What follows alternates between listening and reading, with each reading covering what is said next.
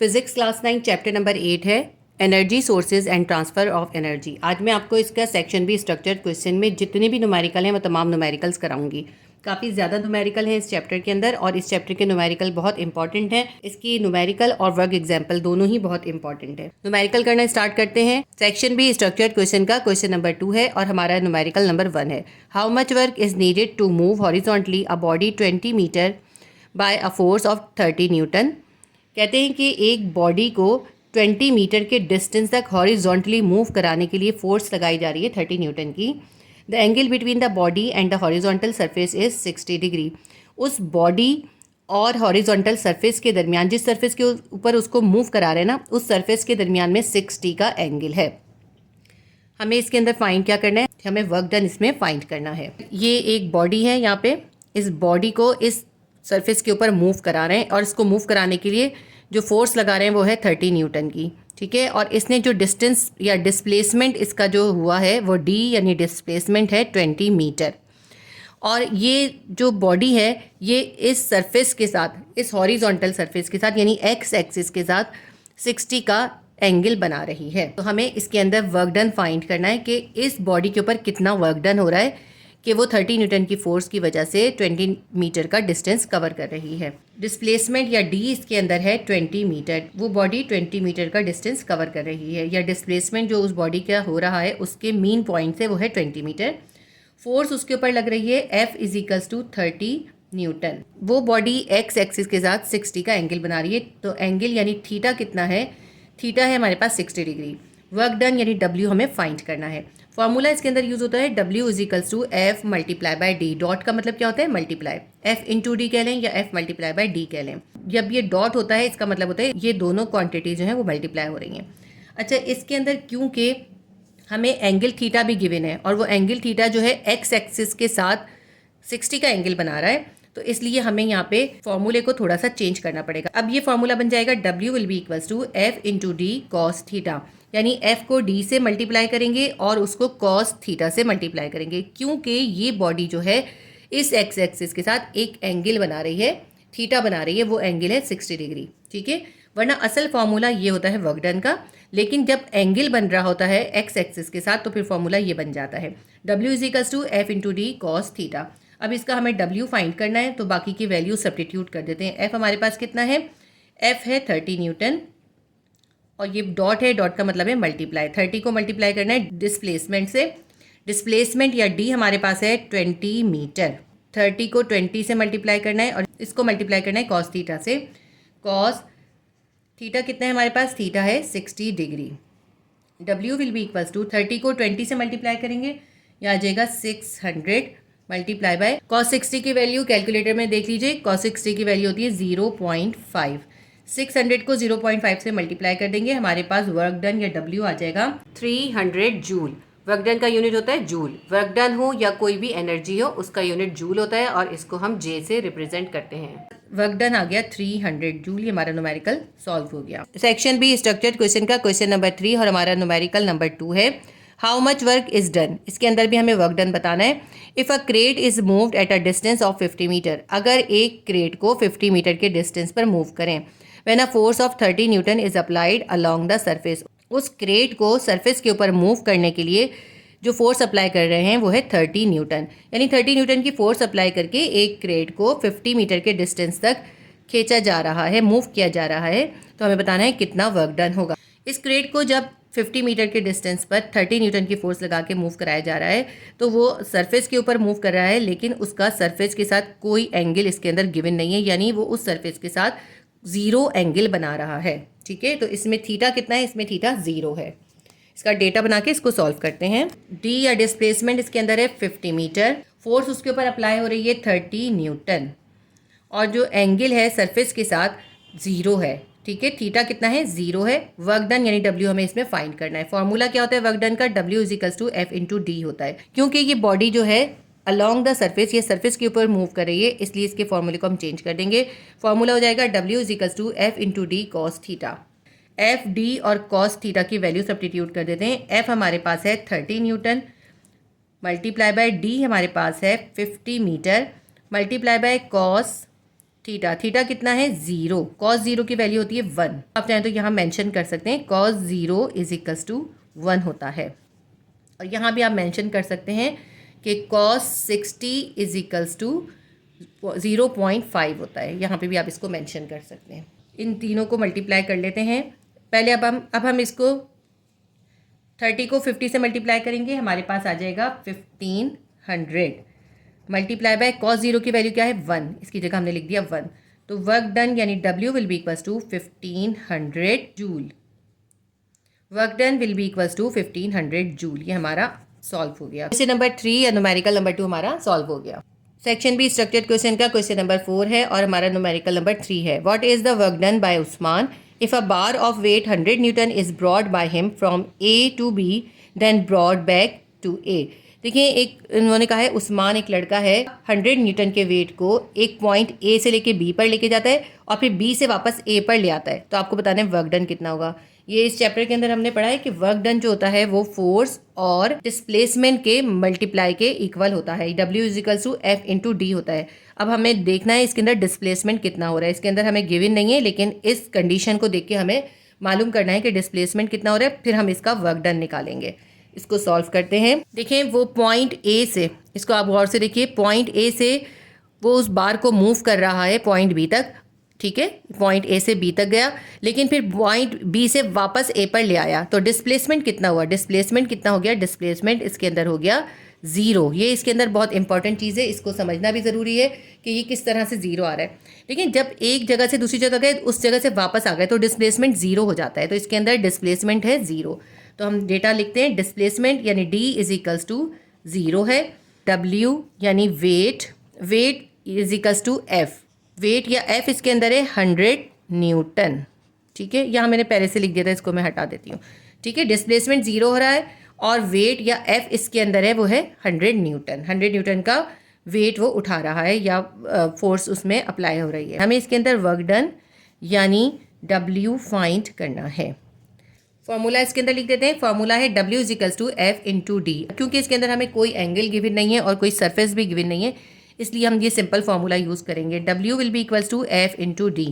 F हमारे पास है 100 न्यूटन, इसको हम मल्टीप्लाई करेंगे D से। डिस्प्लेसमेंट हमारे पास है 0, तो W will be equals to 100 को 0 से मल्टीप्लाई करेंगे 0, ठीक है। अगर कोई वेट उठा के एक जगह से दूसरी जगह गए, वापस उसी जगह आ गए, तो वर्क डन क्या काउंट होगा, वर्क डन होगा 0, क्योंकि वर्क डन जो होता है वो डिस्प्लेसमेंट के ऊपर डिपेंड करता है। जब डिस्प्लेसमेंट 0 हो गया तो वर्क डन भी 0 हो गया।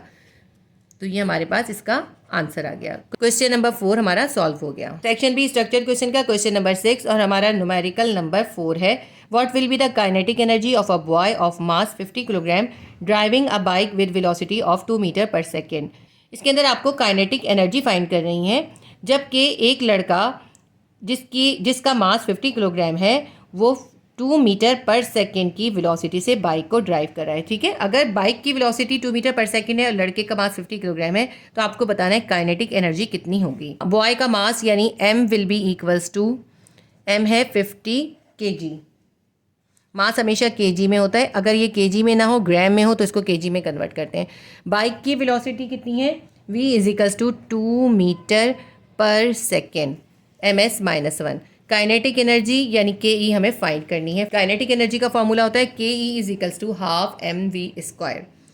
के will be equals to half, ऐसे ही लिख लेते हैं, मल्टीप्लाई बाय m की वैल्यू कितनी है 50 kg, multiply by v², velocity कितनी है हमारे पास 2, तो इसके ऊपर करना है स्क्वायर। स्क्वायर में आप ये भी कर सकते हैं 2 को मल्टीप्लाई बाय 2 कर दें या फिर 2 के ऊपर इस तरह स्क्वायर दे दें, दोनों तरह से कर सकते हैं। आगे इसको हम सॉल्व करते हैं। के विल बी इक्वल्स टू, अब ये 50 को 1 से मल्टीप्लाई कर देते हैं तो ये आ जाएगा 50 डिवाइडेड बाय 2 मल्टीप्लाई बाय 2 का स्क्वायर कर देंगे, 2 2 ज़ा 4 हो जाएगा। इसको सिंप्लीफाई करते हैं, 2 1 ज़ा 2, 2 2 ज़ा 4, 50 multiply by 2। Kinetic energy will be equals to 50 multiply by 2 कितनी हो जाएगी, के विल बी इक्वल्स टू 2 0 0 2 5 ज़ा 10, 100 joule. Kinetic energy will be equals to 100 joule. ये हमारा न्यूमेरिकल नंबर 4 सॉल्व हो गया। सेक्शन बी स्ट्रक्चर्ड क्वेश्चन के क्वेश्चन नंबर 8 का पार्ट ए है। If LED screen of mass 10 kilogram is lifted up and keep it on a cupboard of height 2 metre एक LED screen है जिसका मास 10 kilogram है, उसको 2 मीटर की हाइट की कबर्ड के ऊपर रखा है। Calculate the potential energy stored in the LED screen. तो आपको बताना है कि जब उसको रखने में वर्क डन किया गया तो उसके अंदर एनर्जी स्टोर हुई है। जो एनर्जी स्टोर होती है पोटेंशियल एनर्जी। तो आपको बताना है कि उसके अंदर कितनी पोटेंशियल एनर्जी स्टोर हुई है। ये इसका पार्ट ए है। पहले हम पार्ट ए सॉल्व करेंगे, बाद में इसका पार्ट बी रीड करके उसको सॉल्व करेंगे। डेटा बनाते हैं। एलईडी स्क्रीन का मास यानी m = 10 किलोग्राम है और उसको 2 मीटर की कबर्ड की हाइट के ऊपर रखा गया, यानी h कितना है, हाइट है 2 मीटर। क्योंकि हमें पोटेंशियल एनर्जी इसके अंदर फाइंड करनी है, पीई हमें इसके अंदर फाइंड करनी है। पीई के अंदर जो है हमें ग्रेविटेशनल एक्सीलरेशन की भी ज़रूरत होती है। पोटेंशियल एनर्जी ग्रेविटेशनल एक्सीलरेशन के ऊपर ही डिपेंड करती है। क्योंकि हमें पीई फाइंड करनी है इसलिए हमें ग्रेविटेशनल एक्सीलरेशन भी लिखना पड़ेगा। ग्रेविटेशनल एक्सीलरेशन स्मॉल जी की वैल्यू कितनी होती है, 9.8 मीटर पर सेकेंड स्क्वायर या फिर 10 मीटर पर सेकेंड स्क्वायर। हम इसके अंदर 10 मीटर पर सेकेंड स्क्वायर लेंगे। आप चाहें तो 9.8 मीटर पर सेकेंड स्क्वायर भी ले सकते हैं। ठीक है, पीई हमें इसमें फाइंड करनी है। फॉर्मूला पीई का क्या होता है, पोटेंशियल एनर्जी यानी पीई = m × g × h। अब इन सब की वैल्यू सब्स्टिट्यूट कर देते हैं और आपस में उनकी वैल्यूज़ को मल्टीप्लाई कर देते हैं। हमारे पास पीई यानी पोटेंशियल एनर्जी आ जाएगी। मास m हमारे पास है 10 किलोग्राम, इसको मल्टीप्लाई करना है g से, g भी हमने 10 लिया है, 10 metre per second square × h हमारे पास है 2। 10 को 10 से मल्टीप्लाई करेंगे 100 आ जाएगा, 100 को 2 से मल्टीप्लाई करेंगे हमारे पास आ जाएगा 200 जूल। पोटेंशियल एनर्जी हमारे पास आ गई 200 जूल। उस एलईडी स्क्रीन को 2 मीटर की कबर्ड की हाइट पर जब हम रखेंगे तो उसके अंदर पोटेंशियल एनर्जी जो स्टोर होगी वो होगी 200 जूल। अगर आप यहाँ पे 9.8 लिखेंगे 10 की जगह पे तो 200 की जगह यहाँ पे 196 जूल आ जाएगा। 2 पॉइंट का इसमें डिफरेंस आ जाएगा। ये हमारा स्ट्रक्चर्ड क्वेश्चन के क्वेश्चन नंबर 8 यानी हमारे न्यूमेरिकल 5 का पार्ट ए हो गया। इसके पार्ट बी को रीड करते हैं। क्वेश्चन नंबर 8 का पार्ट बी है, calculate the potential energy of 3 kilogram water raise to the tank at the roof of a home 4 metre height, assume g = 10 metre per second square. अब देखें इसके अंदर भी हमें पोटेंशियल एनर्जी फाइंड करनी है, जिसमें हमें 3 kg या 3 किलोग्राम वाटर को एक घर की छत के ऊपर पहुंचाना है और उस घर की छत की हाइट जो है वो कितनी है, 4 मीटर है। आप बताएं उसको ऊपर पहुंचाने में कितनी पोटेंशियल एनर्जी उसके अंदर स्टोर होगी।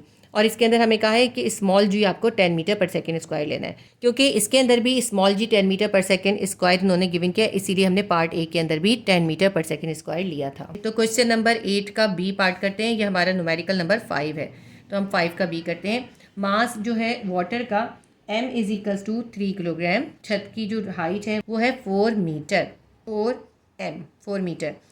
स्मॉल जी या ग्रेविटेशन एक्सेलरेशन की वैल्यू है 10 मीटर पर सेकेंड स्क्वायर। ठीक है, पीई यानी पोटेंशियल एनर्जी इसमें हमें फाइंड करनी है। फॉर्मूला हम वही यूज़ करेंगे, पीई = m × g × h।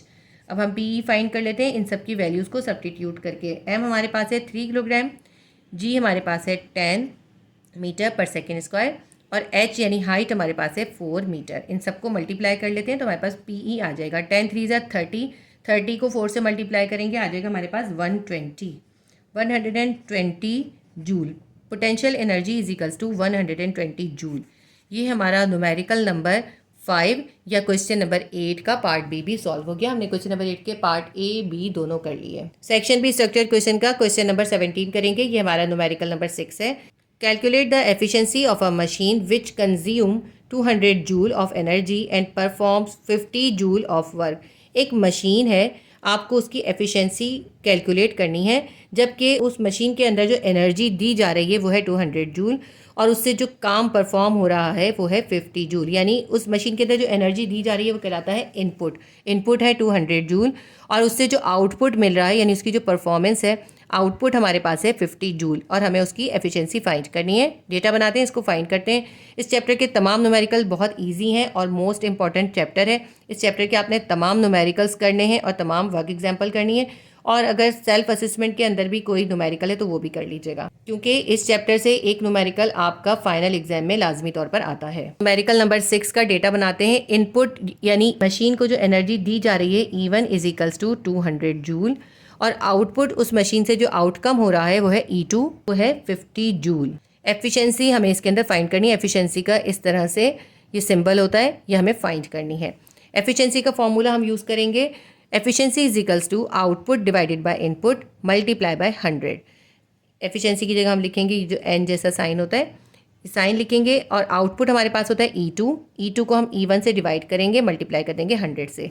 अब इसके अंदर सारी वैल्यू सब्स्टिट्यूट करेंगे, हमारे पास एफिशिएंसी यानी N आ जाएगा। E2 को E1 से डिवाइड करना है, E2 हमारे पास है 50, E1 हमारे पास है 200 जूल्स, मल्टीप्लाई बाय 100 करना है। 100 1 ज़ा 100, 100 2 ज़ा 200, ये कैंसिल हो गया। अब ये 2 1 ज़ा 2, 2 2 ज़ा 4, 2 5 ज़ा 10, हमारे पास ऊपर क्या बच गया 25 बच गया, क्योंकि ये तो 100 1 ज़ा 100 हो गया है ना।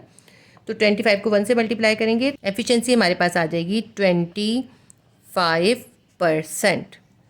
ये हमारा न्यूमेरिकल सॉल्व हो गया। याद रखिएगा एफिशिएंसी को हमेशा परसेंट में लिखते हैं। 25% उस मशीन की एफिशिएंसी है। ये हमारा क्वेश्चन नंबर 17 और हमारा न्यूमेरिकल नंबर 6 कंप्लीट हो गया। सेक्शन बी स्ट्रक्चर्ड क्वेश्चन का क्वेश्चन नंबर 19 है, if the efficiency of a machine is 70% and its output is 100 joule, then calculate its input. एक मशीन है जिसकी एफिशिएंसी हमें गिवन की है, 70% उसकी एफिशिएंसी है, उसका आउटपुट जो है 100 जूल है, तो हमें बताना है कि उसका इनपुट कितना होगा। यानी E1 हमें फाइंड करना है, E2 हमें गिवन है और एफिशिएंसी गिवन है। अच्छा, ये न्यूमेरिकल मोस्ट इंपॉर्टेंट है, ये आपके लास्ट ईयर बोर्ड एग्जाम के अंदर ये क्वेश्चन आया है, लेकिन इसके अंदर उन्होंने थोड़ा सा चेंज किया है। यहाँ जो मशीन की एफिशिएंसी 70% गिवन है, लेकिन बोर्ड एग्जाम के अंदर इसी क्वेश्चन के अंदर मशीन की एफिशिएंसी जो है 50% लिखी है। सिर्फ ये चेंज किया है, एफिशिएंसी चेंज की है, बाकी आउटपुट 100 जूल है और इनपुट उसमें फाइंड करना है। अगर हमें क्वेश्चन करना आता हो तो इसके अंदर थोड़ा सा चेंज करके भी बोर्ड में आ जाता है। ऐसा भी हो सकता है नेक्स्ट टाइम जब ये क्वेश्चन आए तो आपको 100 जूल की जगह कुछ और दे दी जाए, ठीक है। तो जैसा क्वेश्चन गिवन हो उसको देख के करें, बहुत ईजी क्वेश्चन है सारे चैप्टर के। तो इसके अंदर हमें इनपुट फाइंड करना है, इसको सॉल्व करते हैं। डेटा लिख लेते हैं। एफिशिएंसी हमें गिवन है 70%, efficiency is equals to 70%। Output भी हमें गिवन है, आउटपुट E2 हमारे पास है 100 जूल और E1 यानी इनपुट हमें फाइंड करना है। फॉर्मूला हम वही यूज़ करेंगे, efficiency is equals to output divided by input multiply by 100। याद रखिएगा फॉर्मूले में आउटपुट ऊपर आता है, इनपुट नीचे आता है, उसको 100 से मल्टीप्लाई करते हैं। एफिशिएंसी में 100 से मल्टीप्लाई करना लाजमी होता है। Efficiency will be equals to E2 divided by E1 multiply by 100। तो अब इसके अंदर वैल्यू सब्स्टिट्यूट कर देते हैं। एफिशिएंसी हमें कितनी गिवन है, एफिशिएंसी हमें गिवन है 70%। तो एफिशिएंसी की जगह हम लिख लेते हैं 70 इज इक्वल्स टू E2 कितना है, E2 है 100 जूल और E1 हमें फाइंड करना है और इसको मल्टीप्लाई करना है 100 से। क्योंकि हमें E1 फाइंड करना है तो हम E1 को इधर ले आएंगे और 70 को इधर ले आएंगे, यानी क्रॉस मल्टीप्लाई करेंगे, ठीक है। तो हमारे पास E1 किसके बराबर आ जाएगा, E1 will be equals to 100 multiply by 100 divided by 70 जो है नीचे आ जाएगा। 70 के 0 को और 100 के 0 को कैंसिल कर देते हैं। ऊपर हमारे पास हो गया 100 मल्टीप्लाई बाय 10, 100 को 10 से मल्टीप्लाई करेंगे और 7 से डिवाइड कर देंगे। 100 को 10 से मल्टीप्लाई करेंगे, हमारे पास आ जाएगा 1000 और इसको जब 7 से डिवाइड करेंगे तो हमारे पास आ जाएगा, 100 को 7 से डिवाइड करेंगे हमारे पास आ जाएगा 142.857। इनपुट हमारे पास आ गया 142.85 जूल्स, ये हमारा इसका आंसर आ गया, ठीक है। उस मशीन के अंदर जो इनपुट दिया जा रहा है वो है 142 जूल्स और इसको अगर हम राउंड ऑफ करें तो 143 बन जाएगा, लेकिन इसका आंसर इसी तरह लिखेंगे। 142.85 जूल्स इसका इनपुट है, जबकि आउटपुट कितना हो रहा है 100 हो रहा है और इसकी एफिशिएंसी कितनी है 70%। इसी क्वेश्चन को जो बोर्ड एग्जाम में आया है उन्होंने एफिशिएंसी को 50% कर दिया। आप यहाँ पे 70 की जगह 50 लिखेंगे, यहाँ पे 50 लिखेंगे, फिर यहाँ पे 5 से डिवाइड करेंगे तो ये हमारे पास 200 जूल्स आ जाएगा, ठीक है। ये मैंने आपको ओरली बोर्ड में आया हुआ एक न्यूमेरिकल भी सॉल्व करवा दिया साथ साथ। हमारा न्यूमेरिकल नंबर 7 सॉल्व हो गया। सेक्शन बी स्ट्रक्चर्ड क्वेश्चन का क्वेश्चन नंबर 20 है, which machine is more efficient, machine A which has an output of 200 joule after consuming 400 joule of energy, और machine B which has an output of 300 joule after consuming 450 joule of energy. देखिए इसके अंदर कहते हैं कि एक machine ए है जिसका आउटपुट 200 जूल है, जबकि वो मशीन जो है एनर्जी कंज्यूम करिए 400 जूल, यानी उसका इनपुट जो है 400 जूल है। और दूसरी मशीन बी है जिसका आउटपुट 300 जूल है, जबकि उसका इनपुट 450 जूल है। तो हमसे पूछते हैं कि मशीन ए की एफिशिएंसी ज़्यादा होगी या मशीन बी की एफिशिएंसी ज़्यादा होगी। तो हम मशीन ए की एफिशिएंसी भी निकालेंगे और मशीन बी की एफिशिएंसी भी निकालेंगे। फिर इन दोनों को कंपेयर करके देखेंगे इनमें से किसकी एफिशिएंसी ज़्यादा है। इसको डेटा बना के सॉल्व करते हैं। इसके अंदर हमें दोनों मशीन्स की एफिशिएंसी को कंपेयर करना है, तो हम पहले मशीन ए की एफिशिएंसी निकालेंगे, फिर मशीन बी की एफिशिएंसी निकालेंगे। सबसे पहले हम निकालते हैं फॉर मशीन ए की एफिशिएंसी। आउटपुट ऑफ मशीन ए का आउटपुट कितना था, यानी E2 कितना था, 200 joule. Input of machine A 400 joule की एनर्जी कंज्यूम कर रही थी, तो वो ही उसका इनपुट था। E1 यानी इनपुट मशीन ए का है 400 joule.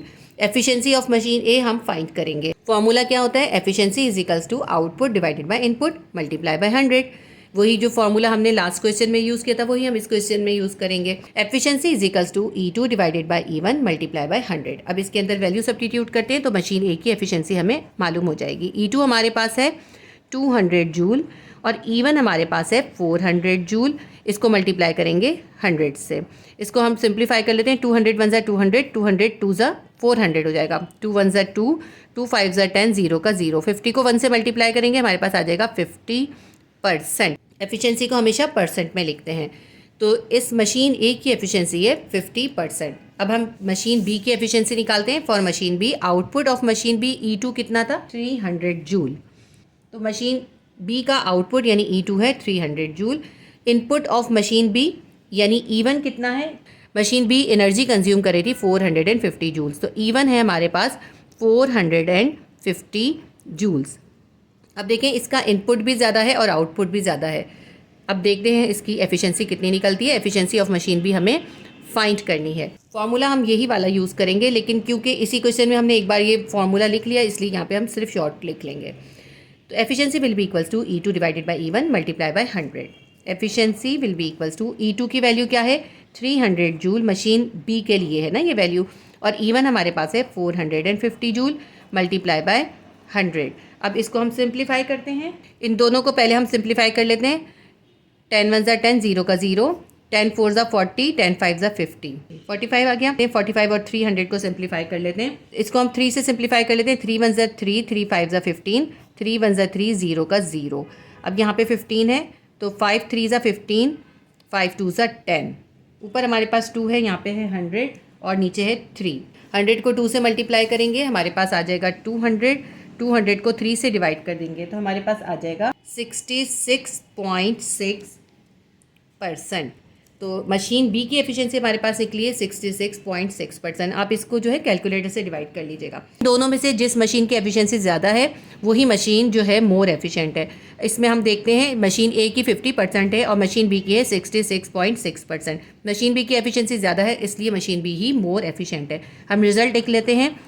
The efficiency of machine B is greater than machine A. यहाँ मैं मशीन बी लिखना भूल गई, मैंने ऊपर लिख लिया है। Efficiency of machine B is greater than machine A, so machine B is more efficient. ये हमारा आंसर आ गया। क्वेश्चन नंबर 20 और हमारा न्यूमेरिकल नंबर 9 सॉल्व हो गया। सेक्शन बी स्ट्रक्चर्ड क्वेश्चन का क्वेश्चन नंबर 21 का पार्ट बी है। The energy of 600 joule dissipated by a bulb in 50 minute, find the power of the bulb. एक बल्ब है जिसके अंदर 50 मिनट के अंदर 600 जूल की एनर्जी जो है वो डिसिपिएट हो रही है या निकल रही है। उस बल्ब की पावर को फाइंड करना है। डेटा देखें इसके अंदर, इस बल्ब के अंदर से कितनी एनर्जी डिसिपिएट हो रही है, वो हो रही है 600 जूल, यानी energy W will be equals to 600 joule. 600 joule की एनर्जी 50 मिनट के अंदर डिसिपिएट हो रही है, तो टाइम T हमारे पास है 50 मिनट। हमें इस बल्ब की पावर फाइंड करनी है। जब हमें पावर फाइंड करनी होती है किसी मशीन की या किसी बल्ब की, जो टाइम होता है वो हमेशा सेकंड में होता है, तो 50 मिनट को हम सेकंड में कन्वर्ट करेंगे। 1 मिनट के अंदर 60 सेकंड्स होते हैं, तो 50 मिनट के अंदर कितने सेकंड होंगे, हम 50 को 60 से मल्टीप्लाई करेंगे, हमारे पास आ जाएंगे 3000 सेकंड्स। पावर हमें इसके अंदर फाइंड करनी है। पावर का फॉर्मूला क्या होता है, P इज टू W/T। अब आप ये कंफ्यूज होंगे, आप कहेंगे कि इससे पहले तो पावर का फॉर्मूला हम दूसरा यूज़ करते रहे। चैप्टर नंबर 5 के अंदर हमने पावर का फॉर्मूला यूज़ किया था P इज टू F/A। इसी तरह एक जगह हमने पावर का फॉर्मूला यूज़ करा है P is to F multiply by D। तो ये हम कैसे डिसाइड करेंगे कि कौन सा पावर का फॉर्मूला यूज़ करना है। बहुत सिंपल सा तरीका है, आपने डेटा को ध्यान से देखना है। जब भी किसी चीज़ की हमें एनर्जी गिवन होगी, चाहे वो मशीन हो या बल्ब हो या कोई भी इलेक्ट्रिकल आइटम हो, और हमें उसकी पावर फाइंड करनी होगी, तो हम ये वाला फॉर्मूला यूज़ करेंगे। ठीक है, तो डेटा को देखकर हमने डिसाइड करना होता है हमें पावर का कौन सा फॉर्मूला यूज़ करना है, क्योंकि इस बुक के अंदर भी हमने पावर के 3 फॉर्मूले यूज़ करे हैं। इसके आगे क्वेश्चन के अंदर हम पावर का दूसरा फॉर्मूला भी यूज़ करेंगे। तो बल्ब की पावर फाइंड करने के लिए हम फॉर्मूला यूज़ करेंगे P is W divided by T। W क्या है, वो एनर्जी है जो डिसिपिएट हो रही है, और T जितने टाइम के अंदर वो एनर्जी डिसिपिएट हो रही है। जब हम उसको डिवाइड कर देंगे तो हमें पावर फाइंड हो जाएगी। W हमारे पास है 600 जूल, इसको हमें टाइम से डिवाइड करना है। टाइम हमने निकाला है 3000 सेकेंड्स। इनको हम सिंप्लीफाई कर लेते हैं कि 2 0 से 2 0 कट जाएंगे और हमारे पास आ जाएगा 6 डिवाइडेड बाई 30। 6 को 30 से डिवाइड कर लेते हैं। 6 1 ज़ा 6, 6 5 ज़ा 30, 1/5 आ गया। 1 को 5 से डिवाइड करेंगे, हमारे पास आ जाएगा 0.2 वॉट। इसके अंदर पावर को हम लिखेंगे वॉट के अंदर, क्योंकि ये हमने बल्ब की पावर फाइंड करी है। बल्ब की पावर कितनी है, 0.2 वॉट। अगर आप चाहें तो इसको इस तरह सिंप्लीफाई करके ना दिखाएं, तो इसको डायरेक्ट आप कैलकुलेटर से डिवाइड कर लें, 0.2 वॉट इसका आंसर आ जाएगा। तो ये हमारा क्वेश्चन नंबर 21 का पार्ट बी, ये हमारा न्यूमेरिकल नंबर 10 भी कंप्लीट हो गया। बल्ब की पावर होगी 0.2 what. Section B structured question का क्वेश्चन नंबर 22 का पार्ट ए करेंगे। Convert 20 what into horse power. 20 what की पावर हमें गिवन है, इसको हमें हॉर्स पावर में कन्वर्ट करनी है। बहुत सिंपल सा, बहुत ईजी सा इसका मेथड है। देखिए उसकी पावर कितनी है, 20 वॉट है, इसको हमें हॉर्स पावर में कन्वर्ट करना है। वॉट को जब पावर में कन्वर्ट करना होता है तो हम लिखेंगे कि एक हॉर्स पावर के अंदर कितने वॉट होते हैं। 746 वॉट होते हैं एक हॉर्स पावर के अंदर। हम लिखेंगे 746 watt will be equals to 1 horse power. एक हॉर्स पावर के अंदर 746 वॉट होते हैं। ये ब्लैंक भी आ सकती है आपकी। हमें कितने में फाइंड करने हैं, 20 में फाइंड करने हैं। तो हम यहाँ पे 746 की जगह लिख लेंगे 20 वॉट। 20 वॉट में हमें फाइंड करना है कितने हॉर्स पावर हैं। तो देखिए इस 1 से 20 को मल्टीप्लाई कर देंगे और 746 से डिवाइड कर देंगे। 1 multiply by 20 divided by 746। Simple भी आप ये समझ सकते हैं कि जितने आपको वॉट गिवन किए हुए उसको आप 746 से डिवाइड कर दें तो आपके पास हॉर्स पावर में कन्वर्ट हो जाएगी वो पावर। तो 20 को जब 746 से आप डिवाइड करेंगे तो आपके पास आ जाएगा आंसर 0.026 हॉर्स पावर। HP लिखते हैं इसको शॉर्ट फॉर्म में, ठीक है। तो 20 वॉट की पावर को जब हम हॉर्स पावर में कन्वर्ट करते हैं तो वो हो जाती है 0.026 हॉर्स पावर। ये हमारा क्वेश्चन नंबर 22 का पार्ट ए सॉल्व हो गया। सेक्शन बी स्ट्रक्चर्ड क्वेश्चन का क्वेश्चन नंबर 22 का पार्ट बी करते हैं। Calculate the power of a machine if it does 40 joules of work in 10 second. आपने मशीन की पावर कैलकुलेट करनी है अगर वो 10 सेकेंड के अंदर 40 जूल का वर्क डन कर रही है, ठीक है। वर्क डन हमें गिवन है, टाइम गिवन है और हमें पावर ऑफ मशीन फाइंड करनी है। क्वेश्चन नंबर 22 का पार्ट बी का डेटा बनाते हैं। वो मशीन कितना वर्क डन कर रही है, W इजिकल्स टू 40 जूल, और उसको टाइम लग रहा है 10 सेकेंड। 10 सेकेंड के अंदर 40 जूल का वर्क डन कर रही है। पावर यानी P हमें इसमें फाइंड करना है। जब हमें किसी मशीन की पावर फाइंड करनी हो तो इसके लिए हम फॉर्मूला यूज़ करते हैं P equals to W upon T। और हमें कैसे पता चलता है ये फॉर्मूला हमें यूज़ करना है, क्योंकि हमें वर्क डन या एनर्जी गिवन है, इसके अंदर सब्स्टिट्यूट करते हैं वैल्यू तो हमें पावर फाइंड हो जाएगी। P equals to W upon T है। W हमारे पास है 40 और T हमारे पास है 10 सेकेंड। इसको 40 को 10 से डिवाइड करेंगे, 10 1 ज़ा 10, 10 4 ज़ा 40। हमारे पास आंसर आ गया 4 वॉट। ये वॉट के अंदर हमारी पावर आ गई। पावर का यूनिट होता है वॉट या फिर हॉर्स पावर। देखिए अब ये 4 वॉट हमारे पास पावर आई है। अगर हम इस पावर को हॉर्स पावर में कन्वर्ट करना चाहें तो हम क्या करेंगे, इस 4 को 746 से डिवाइड कर देंगे तो हॉर्स पावर में हमारे पास इसकी पावर आ जाएगी। लेकिन हमने इसके अंदर वॉट के अंदर ही इसकी पावर निकालनी है। मैंने ऐसे ही आपको बताया है कि अगर जैसे इस क्वेश्चन में 20 वॉट थी ना, कितने भी वॉट दे सकते हैं, ज़रूरी नहीं है 20 वॉट ही दें। अगर वॉट कितना भी चेंज हो जाए, जितना भी वॉट दें उसको आप 746 से डायरेक्ट डिवाइड कर दें, आपके पास वो हॉर्स पावर में कन्वर्ट हो जाएगी। तो ये हमारा सेक्शन बी का क्वेश्चन नंबर 22 का पार्ट बी और हमारा न्यूमेरिकल नंबर 12 भी सॉल्व हो गया। सेक्शन बी स्ट्रक्चर्ड क्वेश्चन का क्वेश्चन नंबर 23 का पार्ट बी करते हैं। A student of weight 400 newton takes 5 second to climb up an obstacle of height 2 metre. Calculate the power consumed. एक स्टूडेंट है जिसका वेट 400 न्यूटन है और वो 5 सेकंड के टाइम के अंदर 2 मीटर की हाइट के ऊपर चढ़ जाता है। उसने जितनी पावर कंज्यूम की है वो हमें कैलकुलेट करनी है। डेटा बनाते हैं हम। वेट W हमें गिवन है, W को हम F भी लिख सकते हैं क्योंकि W भी mg के बराबर होता है और F भी mg के बराबर होता है। तो जितना W होता है उतनी ही फोर्स या F होती है।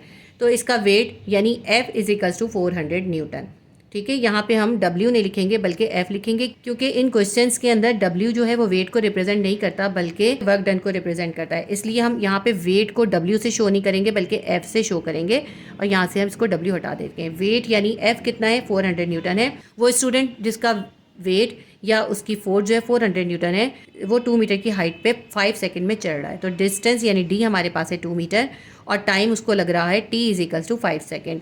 पावर जो कंज्यूम कर रहा है वो हमें इसकी फाइंड करनी है। पावर का फॉर्मूला हम वो यूज़ करेंगे, P = W/T, और W जो है वो किसके बराबर होता है, W बराबर होता है यानी वर्क डन बराबर होता है F × D के। इसके हमने शुरू में क्वेश्चन किए थे ना, W = F × D। तो यहाँ पे हम W की जगह लिखेंगे F × D।